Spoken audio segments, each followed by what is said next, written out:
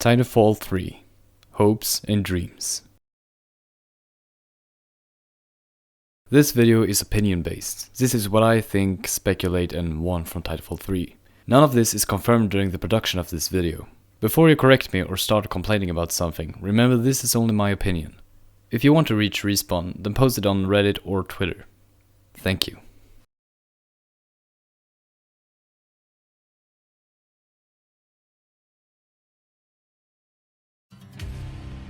Titan gameplay. When Titanfall 2 was announced to have class-based Titans with predetermined loadouts, a big part of the community were disappointed. One of the coolest things about the Titans was that you could decide what weapons, kits and ordnance your Titan would drop with. So what should the Titans be like in the third game? I actually like the class-based system, though the kit and the skin option doesn't really scratch my itch for customization. So what if we combine the two systems? And what do I mean? Well, how about this? Some weapons are typical Ogre class weapons like the Predator Cannon, and some weapons are typical Strider class weapons like the Lead Wall Shotgun. So why not let the player decide between the different Titan class weapons while also letting them build their own Titan? Let's say we have a Ronin chassis as a base. When you choose Ronin, you are guaranteed to have Phase Dash and Sword Core, but your primary weapons and ordnance is up to you to decide. The weapon you can choose as your primary are the Lead Wall, Quad Rocket and Plasma Railgun. After that you can choose between different ordnances. The ordnance are the same for all Titan types. So, in short, having different weapons depending on what chassis class the player chooses. This combines the customization from the first game, but also letting players know what they're up against like in the second game. This will also eliminate the unbalance that appeared in the first game, where one weapon was way too powerful for the Strider but completely useless for an Ogre Titan. If a weapon is broken, then Respawn only has to tweak it and not risk to destroy the weapon for other chassis. Rodeo. The Rodeo system is something that was discussed a lot during launch. People were arguing day and night what was better. Personally, I like them both. The better Rodeo system brings team play into Titanfall and also lets you save your Titan when it really needs some love.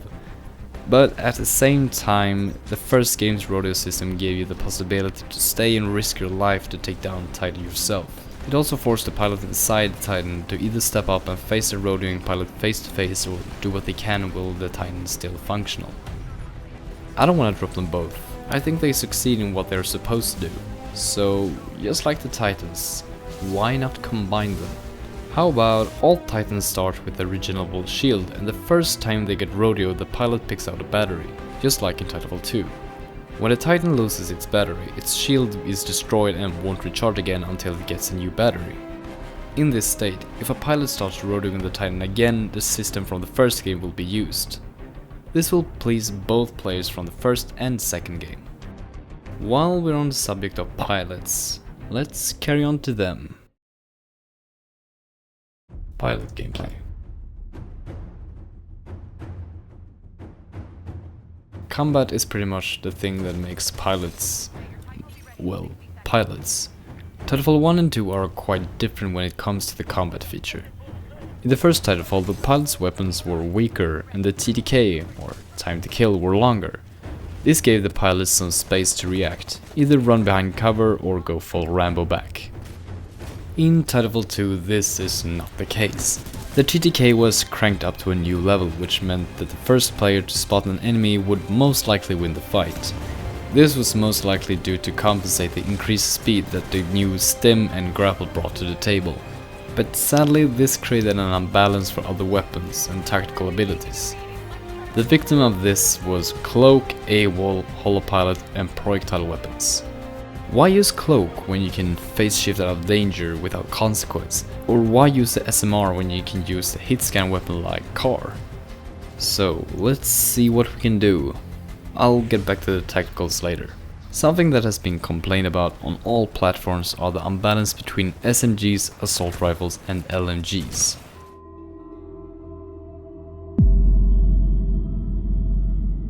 SMGs. at least on PC, are hip-firing, low-effort weapons that only feels fun for the user but not for anyone else. After a while, this dries out the feeling of epicness in the game and makes it bland and boring. Now, before you comment down in the comment section and tell me how I'm wrong and I'm salty, this comes from someone who's been using the card for over 33 hours with 3,500 kills and have played the game for more than 800 hours since launch. Honestly, this is a problem. In every match there are bound to be someone complaining that someone is using an SMG. I don't know how it's on console, but from what I've heard it's a bit better.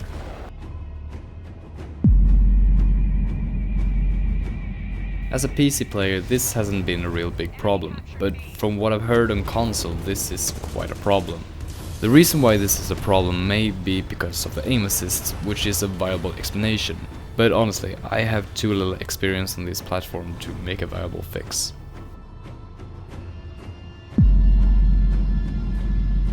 LMGs are hated on all platforms. Weapons like the Spitfire, which is a loose cannon and utilizes spray and pray tactics to be useful.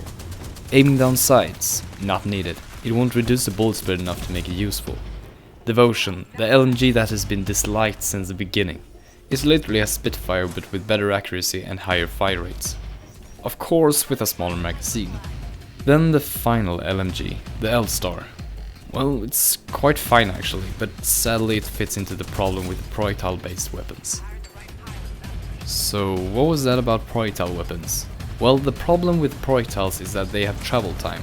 What travel time means for those who don't know is that the damage is not dealt immediately. The damage is dealt when and if the bullet reaches its target. Now combine this with high fire rate and damage of the SMGs and assault rifles and you get a clear result on why they're not as effective as the other weapons. I don't want to waste time explaining what weapons work or not. I think I've made my opinion pretty clear. But I think the best solution to this problem is to turn up the time to kill to something higher. And honestly, I think Respawn is already looking into it. Long ago they made a featured playlist called High TTK, which experimented a little with the game's time to kill, as well as some other game changes. The reason why they can't fix the time to kill now in Titanfall 2 is because it's been out for so long that changing something that big could potentially destroy the game completely if it's not implemented in the right way, and will result in a lot of game patches that will just waste their time. But now, let's carry on. Abilities. Tactical abilities are now what defines the pilot and its playstyle. I love the abilities in Titanfall 2, I think they're very creative and interesting. I think all the abilities are going to be implemented in Titanfall 3 in some way, shape or form. Though something I think scares Respawn a little is the grappling hook. It's the most used tactical ability in Titanfall 2, which means that Respawn knows that they will get a lot of backlash if they don't bring it back in Titanfall 3. But at the same time, they'll have to make or redesign new tacticals so they're more in line with the grappling hook, so players will have a dilemma between choosing different tacticals.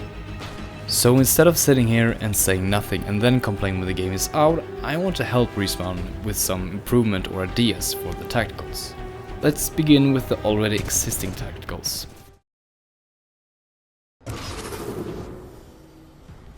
Cloak is probably the ability that I feel most bad for. When you activate it, pilots can see you, but only as a silhouette, which is fair. Then when it comes to the Titans, you are completely invisible. Except you aren't.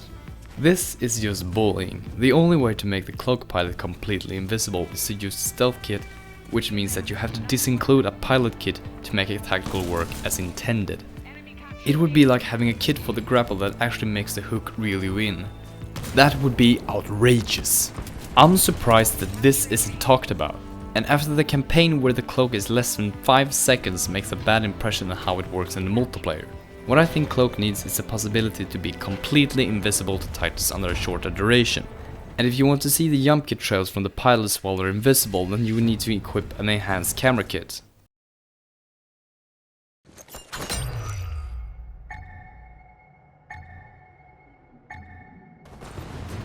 Honestly, I think Pulse Blade is in a pretty good state now as it is. The ability to one-shot kill people with the blade itself is a pretty good addition. The only thing I think it could do is to have the effect last longer, as well as making the blade more visible for enemies so they can easily destroy it. Yeah, I just said destroy it. If you didn't know, when a pulse blade is deployed you can destroy it by shooting at it.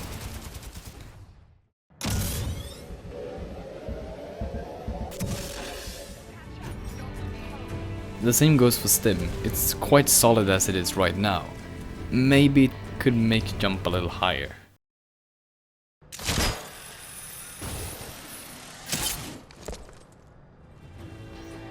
Grapple is a perfect example of what a tactical in Titanfall should be.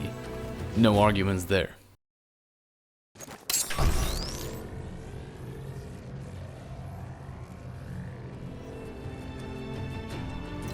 A-wall is quite tactical. It supports camping and it's also maneuverable, which pretty much renders it useless. One way to improve it is to make the wall movable.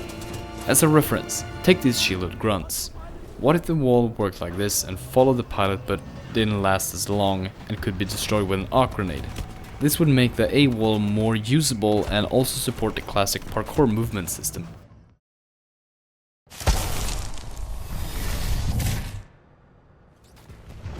Phase shift is alright as it is right now if you ask me. A lot of people would disagree and I'm already aware of that. But what I think would make phase shift better is to increase the time while phase from 2 to 5 seconds while also taking some health off. Wait, what? Yeah, I think if you should have an ability that literally works like a get out of jail card, it should come with a drawback. Now when I say taking some health off, I don't mean as if it will kill you. Even if you're low on health, it won't have the ability to kill you. The result of this is that it will be the most effective as a last resort to get out of combat. It also makes you evaluate the risk of you and your opponent's actions. But other than that, the ability should stay the same.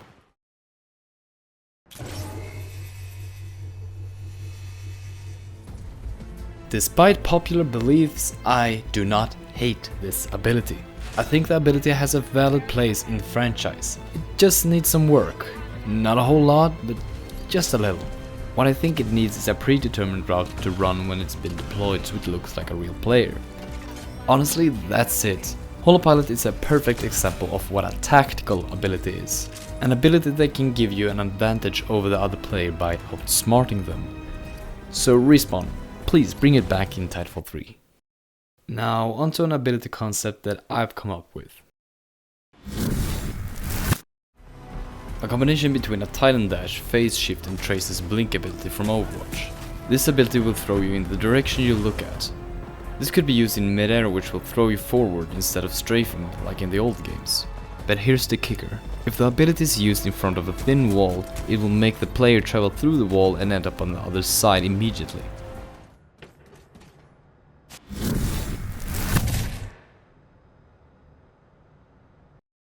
Boosts and burn cards. This is kind of a dilemma for me. The burn cards in the first game felt a little bit unfair and could change the match quite drastically based on what card you had. A card that allowed you to drop a Titan in the beginning of the match felt cheap and boring for both teams. This is not the case with the boosts in the second game where everybody is required to use one. When this was revealed I was excited and quite frankly happy that the burn cards were gone. Though after about 1.5 years later I'm kind of tired of the boost formula. That's maybe why the Nitro playlist has been so popular. There's a link in the description where you can vote if you want the burn card, boost or Nitro system to be in Titanfall 3. Let me see what you guys think.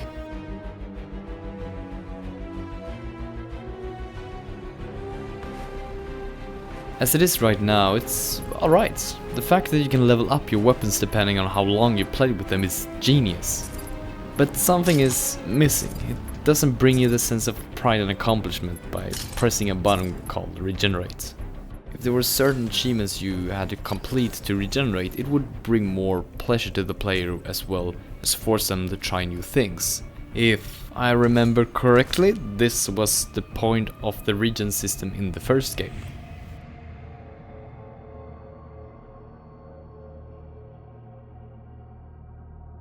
In the first game, reaching Doom state was a part of the Titan gameplay where you as a pilot had limited time to act as your core was slowly getting more and more destroyed and eventually exploded.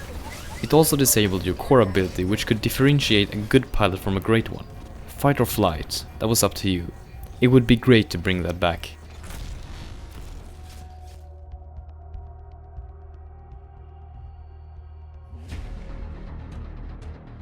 In Titanfall 2 there are some good maps like Boomtown, Rise, Wargames, Towership and Glitch. For future map making, follow the design philosophy of these maps. Multiple routes that allow Titans to maneuver over the map freely, but also houses and buildings that let pilots hide and wall run on to escape Titans and other hostile forces. Avoid map designs like Traffic, Homestead, Complex and Crash Site, which are either way too linear or way too open to certain paths for Titans to walk on. And of course, if you have any suggestions on what you want in Titanfall 3, then spread your thoughts on Reddit. Respawn is extremely active there, and who knows, one of your posts might be seen and have an impact on the development. And with that said, thank you for watching and take care.